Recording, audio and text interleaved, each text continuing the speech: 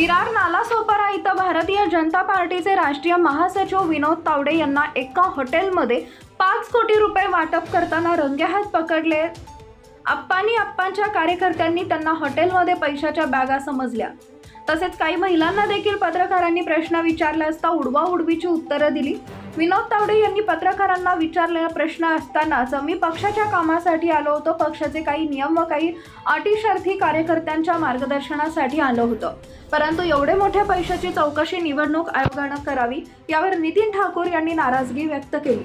तसेच संपूर्ण महाराष्ट्रामध्ये देशाचा भाजपचा सर्वात मोठा नेता जो भावी मुख्यमंत्री बनणार होता त्यालाच आज पैसे वाटप करण्यासाठी मजबूर कोणी केलं, त्याचा राजकारण संपवण्याचा डाव होता। त्यावर विरोधकांनी मात्र त्यांना चांगलं धारेवर धरलं। आता भाजपची कुंडी झाल्याचं बोललं जात आहे। आज विरारमध्ये हॉटेलमध्ये झालेला प्रकार अत्यंत दुर्दैवी असल्याचं देखील बोललं जात आहे। त्यावर संजय राऊत यांनी भाजपाचा डाव असल्याचं बोललाय। भाजप पैसे देऊन निवडणूक जिंकण्याच्या शर्यतीत असल्याचं बोललं जात आहे। सुषमा अंधेरे यांनी देखील संबंधितांवर कठोर शिक्षा व्हावी असं देखील बोललंय।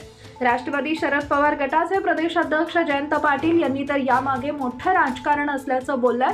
तसेच भाजपचे सरकार म्हणून ते फक्त शिवसेना ठाकरे गटाची चौकशी करू शकतात, राहुल गांधींची चौकशी करू शकतात, शरद पवारांची चौकशी करू शकतात, परंतु भाजपच्या नेत्यांची चौकशी का करू शकत नाही? म्हणजे एवढा मोठा निवडणूक आयोग हतबल झाला का, असं देखील बोललं जात आहे।